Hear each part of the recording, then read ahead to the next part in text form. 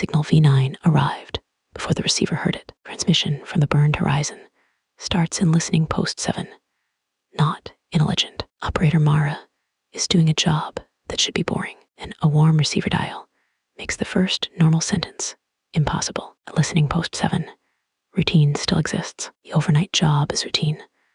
Log the static, clear the drift, drink bad coffee. Operator Mara keeps a warm receiver dial near the work light, while the receiver log waits under one clipped corner. Mara keeps one hand on one nearby tag, because people trust routine longer than they should. Green wave from light crawls over the desk like water. The operator wants to mark the signal as instrument lag. The captain asks if the voice said Mara's name, and Mara lies. For a few seconds, the practical answer still has a chance. Someone checks the latch, the clock, or the dead channel, and that ordinary check comes back wrong. The argument becomes physical. Mara turns the receiver down, and the dial turns itself back up. The night operator jokes about ghosts, then takes the joke back. The first useful change is not a theory.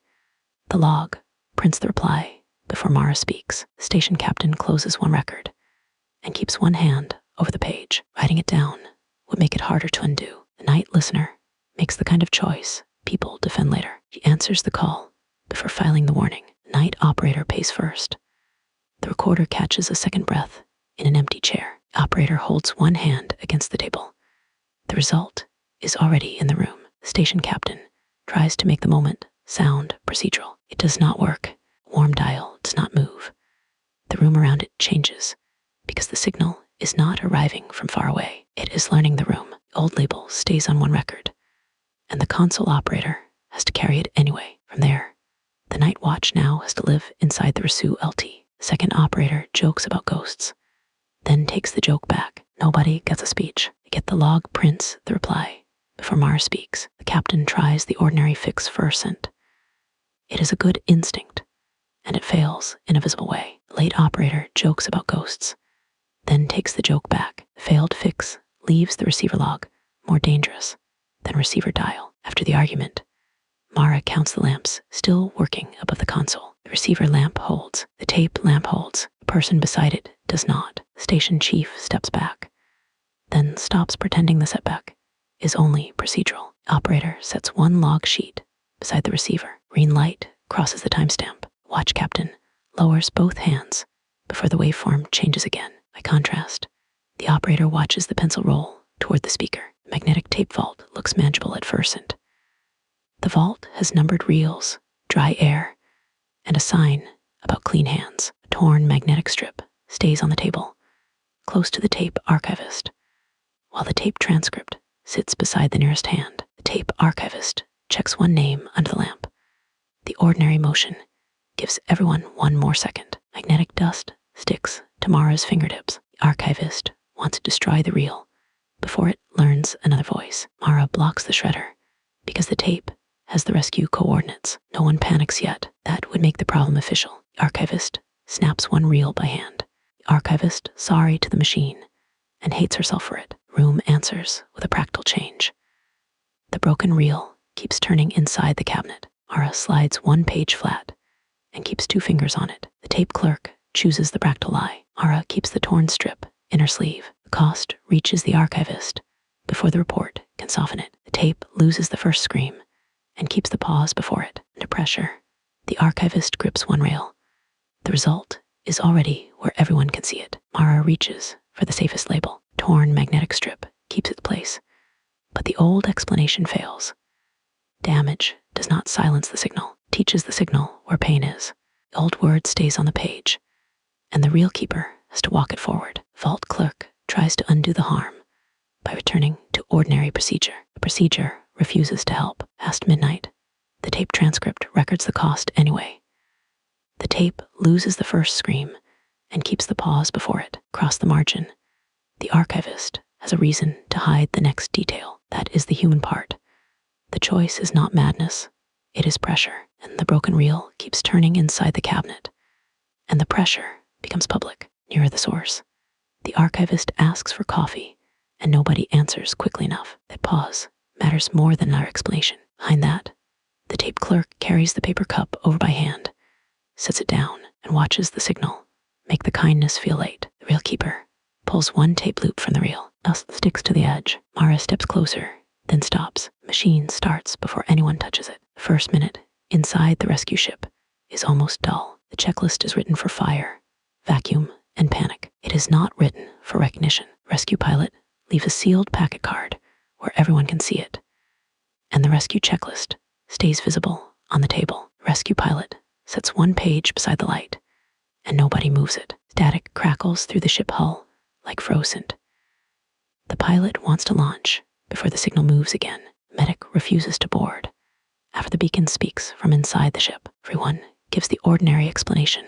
One last second. The pilot straps the packet card to the throttle. The medic stays on the gantry with both hands over her mouth. After that, the record has a new shape. The empty seat records a heartbeat. Quietly, the station medic folds one sheet and traps it under one palm. Rescue lead takes the option that can still be explained to board. He launches with one seat empty. That decision hurts the station medic first, and the rescue path becomes part of the broadcast. The medic sets one cup down without drinking. The result has reached them first. The gantry medic tries to shrink the damage into paperwork. Nobody has to decorate the moment. A sealed packet card now means this. The beacon was not calling for rescue.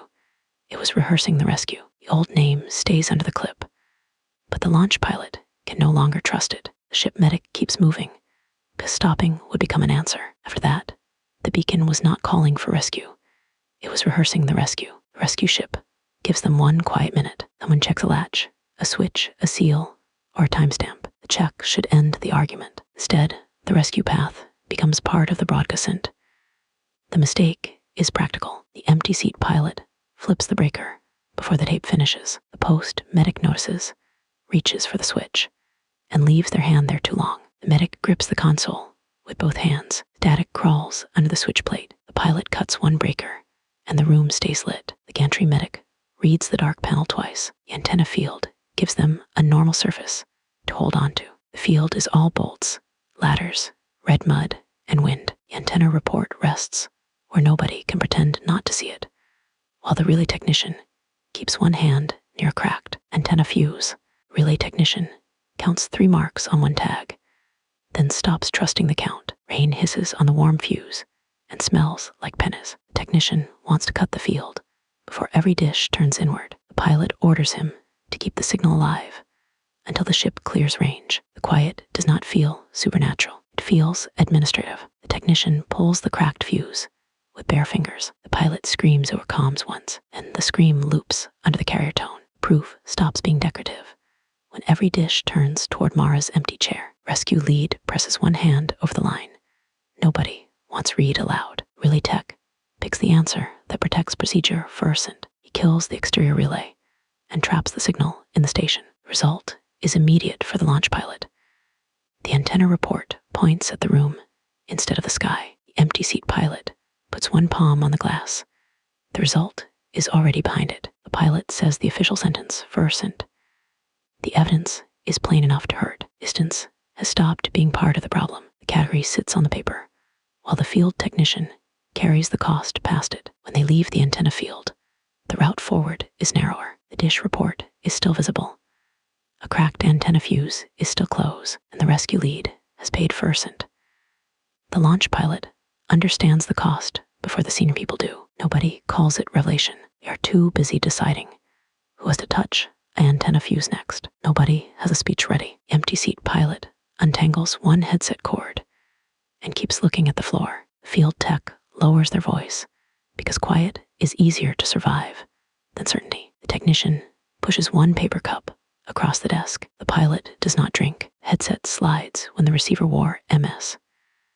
The rescue lead answers with a mouth that will not stay dry. Nothing in the acoustic booth announces itself as history. The booth door is padded, heavy, and supposed to make silence measurable. The dead headset remains the only thing nobody wants to move, while the breath isolation file lies flat in the working light. The post lead steadies one hand on the desk. Routine holds for another breath. The foam smells of dust, sweat, and old electricity. The captain wants to prove Mara is contaminating the sample.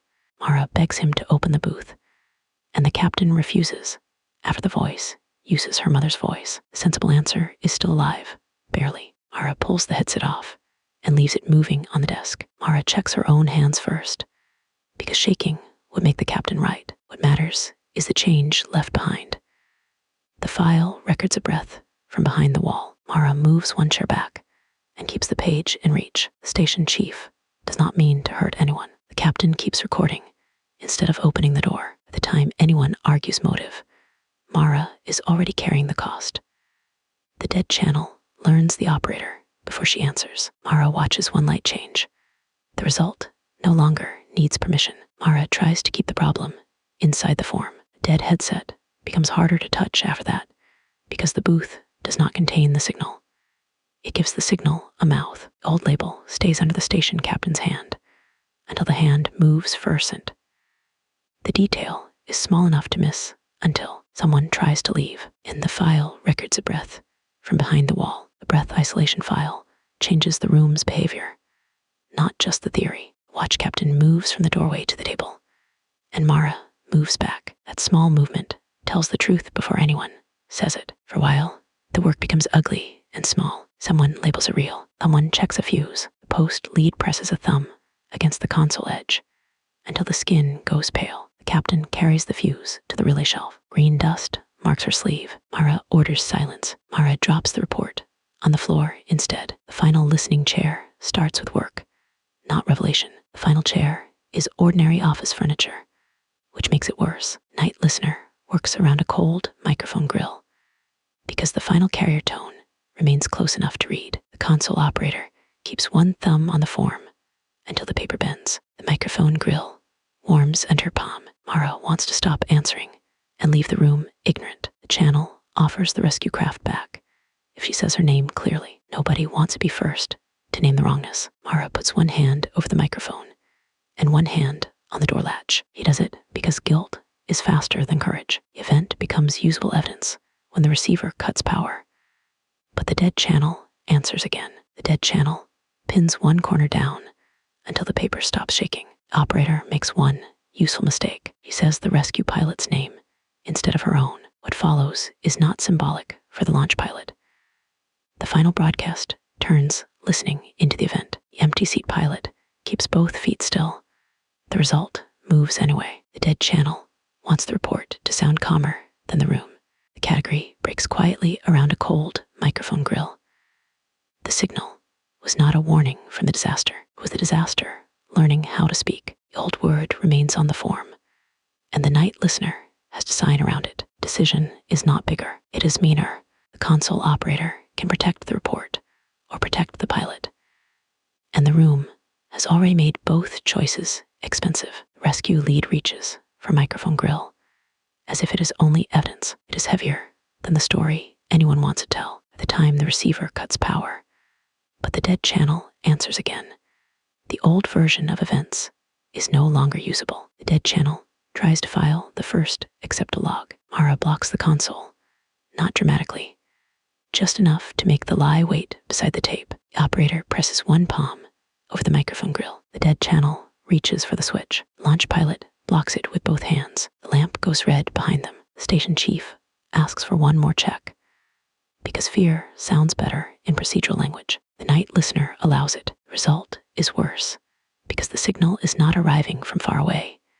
It is learning the room. The console operator sets one log sheet beside the receiver. The night watch watches the pencil roll toward the speaker. Junior technician drops a pencil and apologizes as if that is the problem. Second operator kneels to pick it up, then stays there because standing would make the next call real. Their object will not change anyone. Consequence will. The tape loses the first scream and keeps the pause before it. The archivist reacts first, and that reaction changes what everyone else is allowed to deny. The vault clerk pulls one tape loop from the reel. The empty seat pilot holds the table edge, while the ship medic reads the line again. Nobody is enlightened by it. They just understand who is to stay in the launch craft when the door closes. The post medic grips the console with both hands. The medic reads the dark panel twice. After the argument, the rescue lead counts the lamps still working above the console. The gantry medic steps back, then stops pretending the setback